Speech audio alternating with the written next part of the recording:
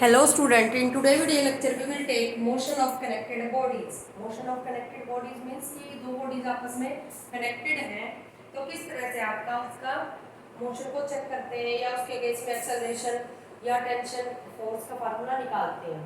तो motion of connected bodies में हमने consider करी two bodies, एक बॉडी आपका जिसका कैपिटल M मास है, एक स्मॉल m मास है, यानी कि एक का हैवी, एक बॉडी हैवी है और एक लाइटर है। तो हैवियर बॉडी का मास कैपिटल M है और लाइटर बॉडी का मास स्मॉल m है। अब आपको किसी इस पुल्ली के ऊपर इसको हैंग करा तो आपका क्या कर रहेगी, अंडरस्टूड है, क्या लिखा है कि let a be the acceleration with the let a be the acceleration by which the heavier body moves downward, जिससे हैवियर बॉडी कहाँ जाएगी, डाउनवर्ड, और जिसका स्मॉल वेट होगा वो कहाँ जाएगी बेटा, अपवर्ड। और टी क्या होगी, जो थ्रेड से बंधा हुआ T tension in the string, T tension in the string. तो ये एक्सेलरेशन से ये कहाँ जाएगी, ऊपर की तरफ, और ये कहाँ आएगी, नीचे की तरफ। अब आपको ये भी फोर्स है, mg is a force and t is also a force. तो अब आपका किस तरह से देखेंगे, अब कौन सा फोर्स बड़ा है, नीचे वाला फोर्स बड़ा है, डाउनवर्ड बड़ा, क्योंकि नीचे की तरफ आ रही है। तो mg minus T equals to ma, उसकी एक्सेलरेशन के इनटू मास फोर्स के इक्वल होगा। तो आपका फर्स्ट इक्वेशन ये लिख दी डाउनवर्ड मोशन के लिए, और ये किसके लिए लिखी, अपवर्ड मोशन के लिए। अपवर्ड मोशन के लिए कौन सा फोर्स बड़ा होगा, कैपिटल टी बड़ा होगा, minus mg equals to ma, कौन सी मोशन के लिए, अपवर्ड मोशन के लिए, क्योंकि जो सा फोर्स बड़ा होगा उसमें से सब्ट्रैक्ट करके equals to mass into acceleration. Add करिए दोनों इक्वेशन को जब हम ऐड करेंगे तो we get this value, acceleration equals to capital M minus small m upon capital M plus small m into g। ठीक है, तो आपको ये वैल्यू मिलेगी एक्सेलरेशन ड्यू टू ग्रेविटी की। डिवाइड, अगर हम फर्स्ट इक्वेशन और सेकंड इक्वेशन को क्या करते हैं, डिवाइड करने से आपका a से a कैंसिल हो जाएगा और आपकी ये वैल्यू आएगी। उसके बाद क्रॉस मल्टीप्लाई करने के बाद वी गेट, और सॉल्व करने के बाद we get t equals to 2 capital M small m upon capital M small m plus into g। ये हमें किसकी वैल्यू मिली है, टेंशन की। किसकी वैल्यू मिली बेटा, टेंशन की। अब देखिए बेटा, numerical as shown in the figure, 3 blocks are connected together lie on a horizontal frictionless table. Frictionless table मतलब फ्रिक्शनल फोर्सेस का कोई भी इफेक्ट नहीं है। पुल टू द राइट, कहाँ जा रहे हैं, राइट की तरफ पुल करा जा रहा है। कितने फोर्स से, with a force of 50 newton, with a force of 50 newton. If F1 equals to कितना है, 5 kg, F2 equals to 10 kg, M3 equals to 15 kg। Then find the tensions T1 and T2। किस तरह से calculate करेंगे, figure आपको given मिलेगा।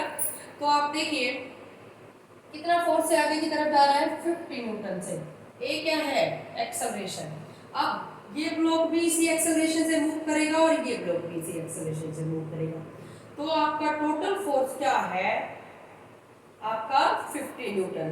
तो आपका 50 न्यूटन एक ब्लॉक पे नहीं लग रहा, तीनों के ऊपर ही लग रहा है आपका।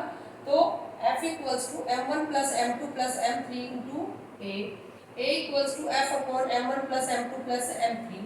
अब सोल्व करोगे, we get acceleration equals to 5/3 metre पर second square and for T1। T1 कहाँ है, ये रहा भाई T1। तो T1 का मतलब है कि ये T1 किस तरह से कैलकुलेट करेंगे, आपका T1 दो तरीके से कैलकुलेट हो सकता है। एक तो आपका T2 माइनस T1 करके वहां से T2 की वैल्यू अगर पता है तो यहाँ से कैलकुलेट कर सकते हैं मिड से, नहीं तो आपका T1 यहीं से कैलकुलेट करेंगे। वो देखिए T1 equals to m1 into a, क्योंकि वही एक्सेलरेशन काम करेगी। तो आपका T1 की वैल्यू आ गई 25/3 न्यूटन।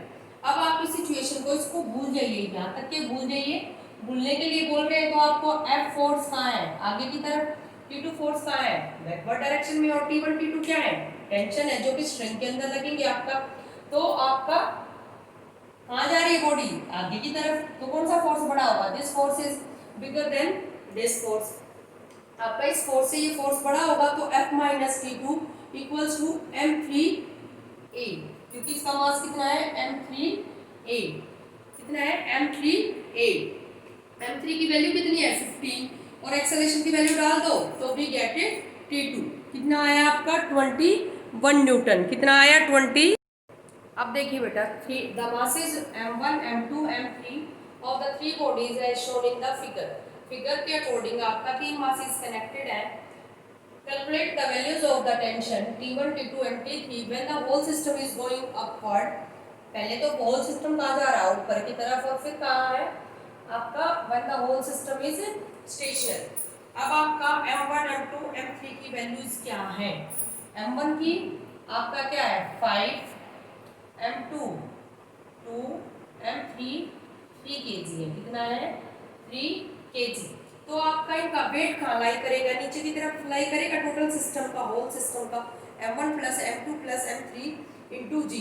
अब आपका बॉडी कहाँ जा रही है, पहले होल सिस्टम के लिए देखते हैं. फर्स्ट केस के लिए T1 माइनस आपका दिस वन दिस फोर्स, क्योंकि आपका ऊपर की तरफ जा रही है तो ये फोर्स बड़ा होगा और ये क्या होगा छोटा. तो T1 minus m1 plus m2 plus m3 into g equals to m1 plus m2 plus m3 into g a. तो T1 इक्वल्स टू आपका m1 plus m2 plus m3 bracket start g plus a. ये value आई, क्योंकि जी उधर जाएगा, ये वाली value क्या बढ़ेगी पॉजिटिव बढ़ेगी और ऐड हो जाएंगे, और ये कॉमन ले लिया m1 बड़ा.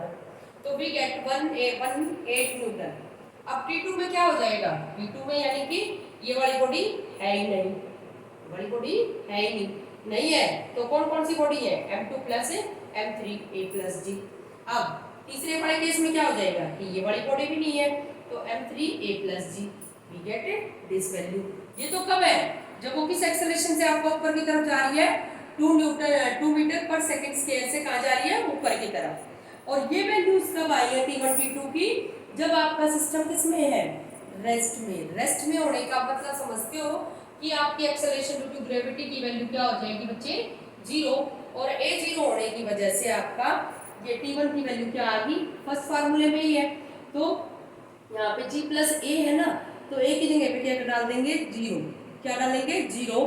तो वी गेट 98 न्यूटन. सेकेंड वाले केस में क्या आएगा आपका 49 न्यूटन, क्योंकि आपका सेकेंड वाले केस में क्या है, फिर इसको भूल जाओगे तो m2 प्लस m3 इंटू जी, और थर्ड वाले में सबको इनको देखोगे नहीं तो आपका क्या आएगा T3 equals to m3 g. तो वी गेट 29.4 न्यूटन.